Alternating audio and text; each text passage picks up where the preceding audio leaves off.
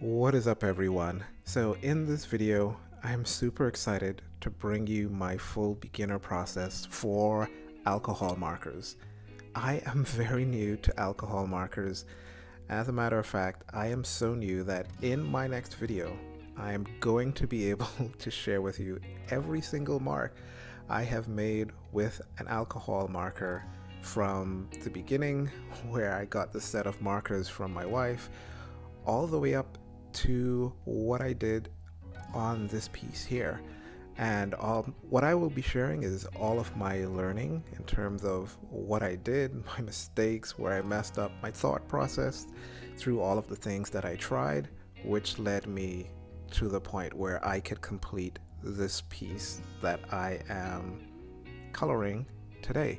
So right now I am using the Ohuhu alcohol markers. These are the neutral grays from that set. And I chose neutral grays simply because I am not yet comfortable with colors. And so during the Proco portrait and figure drawing course, there was a lot about values, and so I am much more comfortable with using values and not quite yet ready for colors. And as a result, I chose to go with just the neutral grays, so I only have to worry about values in this image. Probably by the by the next image, I would be ready to jump into a little bit of color. We'll see, but definitely something I'm going to be getting into as well. So, what is the process for using alcohol markers that I am currently employing? Basically, what I found through my experience and all the mistakes that I made is that for me, it seems that working from light to dark works best. And I did see a video with David Finch going straight to dark on alcohol markers first, and I tried it in practice. You'll see that in the next video, but it did not work out as well for me.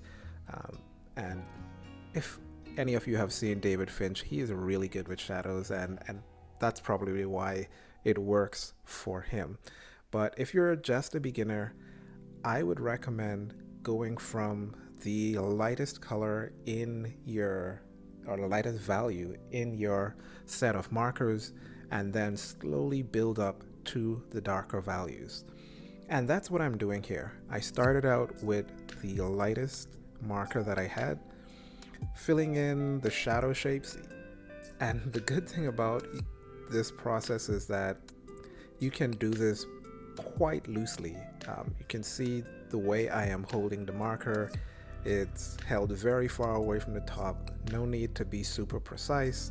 You don't have to get too carried away with going outside the lines.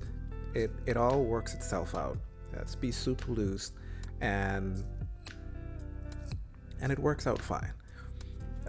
But basically, I am filling in all of the shadow areas, and then once I step up to another value and fill in some more of the darker values, you basically come back with the lower level or lower value marker and kind of do a little bit of blending on that. And at some point, I probably would want to release a video also on blending, because I think it could be a little bit tricky.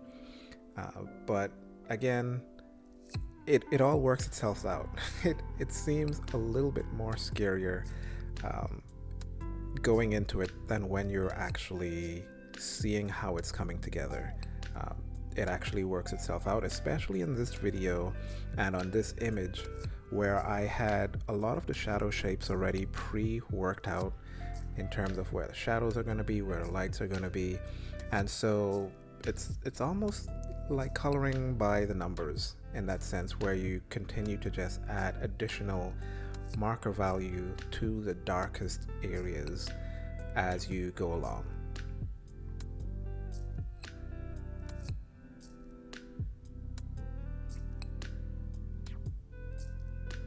One of the more challenging things that I encountered was making sure that if you are doing this process and you are doing it on something that you inked yourself, you want to make sure that your ink is dried before continuing your process.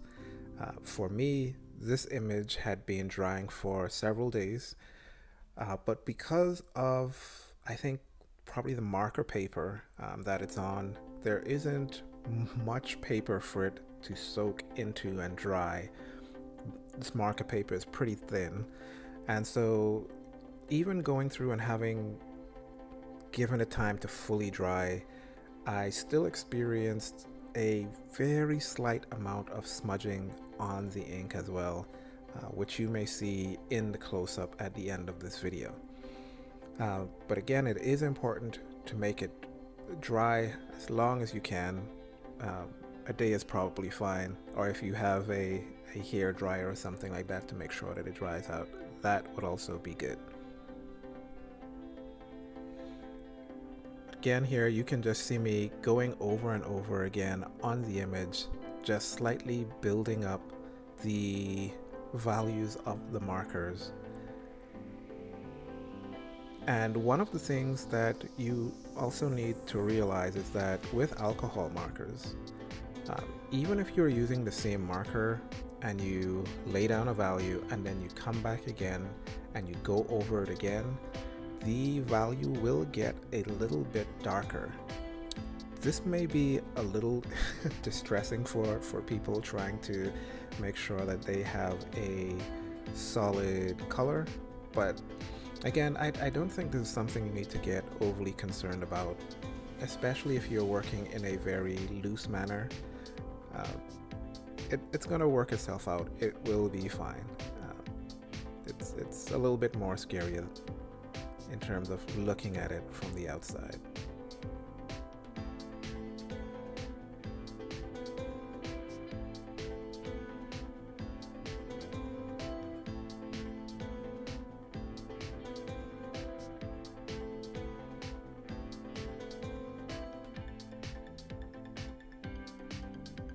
And as you can see now, from the beginning, there wasn't much contrast, but as we continue to add value, continue to step up just a little bit to some of the other value markers, slowly the image kind of emerges. And one of the things that I did on this specific piece was set out a very specific mapping value structure that I wanted to use for the different markers. So I have a marker, my lightest value marker that I use first is specifically going to be in the light areas, shown in the light areas and just outside that core shadow. My second value marker is going to be right after the core shadow, rolling into the lights and in some of the fill or bounce lights, depending on how light those areas are. And then I have the number 3, which is basically going to be all of the darker parts of the shadows, or all the darker shadows where there is less bounce light, and number 4, which is going to be a lot of the core shadows. After going through my practice materials, I decided not to use the number 5 value marker, just because at that point the image was already getting pretty dark, and with the ink under there, I felt that some of those occlusion areas were already dark enough that I decided not to go in with the darkest color marker. That may be a mistake. I'll experiment with that on future images, but for this one, I really felt that the image had enough contrast in it already. And so now you'll see me going in with the number 4 marker, really just hitting some of those darkest areas and some of the core shadows in this image, and also of course hitting some of the occlusion shadows with that marker as well. And this whole mapping structure that I have outlined for this image in terms of where should I be using my lightest value marker, my second lightest value marker. I lay all of that out in the next video that I'm going to be releasing, showing all the practice that I have done to get to this point where I was comfortable jumping in and putting markers on this image. So if you are not following and you want to see all the practice that I have done up to this point using alcohol markers, and even the mapping that I laid out for this image, feel free to subscribe, follow, give it a thumbs up, and I'll see you in that next video where I will explain that entire process to you.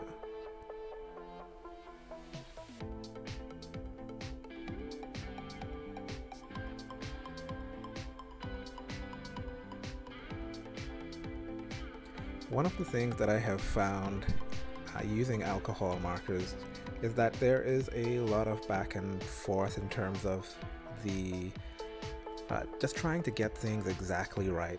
And one of the things that I am seeing, especially being a beginner, and something that if you are a beginner you will need to know as well, you will be using a lot more of your lightest value markers, much more than the darker value of the markers. So if you're buying individual markers, you want to make sure that you have a lot more of the lighter value markers. Or if you're doing refills, I haven't had to do that yet, so I don't know, but you definitely end up using the lighter values a lot more than the darker values. And that is because, again, if you need something a little bit darker, even though the value of the marker is light, it will still add additional pigment to that section. And so you normally want to opt to go over with a lighter value than you actually need, because it will still darken the area some and get you closer to that value that you're really searching for, and it will also help with blending. So with blending, you do the blending from the lower value marker, not with the darker value marker. So if you're blending two colors, you have a light, you have a dark, you put down the light color, you put down the darker one, and then you forget about the darker one and you do all of your blending with the lower value marker. So that is one of the main things you want to focus on when you're doing your alcohol markering. And now, getting right to the end of this, doing some final touches again, you'll see a lot of back and forth and just trying to make sure that everything looks as I want, make sure my values look fine, and yeah, that's kind of it. It's easier than it feels. There's going to be some trepidation, but trust me, approach it, you will be okay. So if you like this process, if you want to see everything that I have done to get to this point, again, hit the subscribe button so that you can catch the next video. That should be out in a day or two, and looking forward to see you in that next video where I show you all my practice sheets. Have a good one. Bye.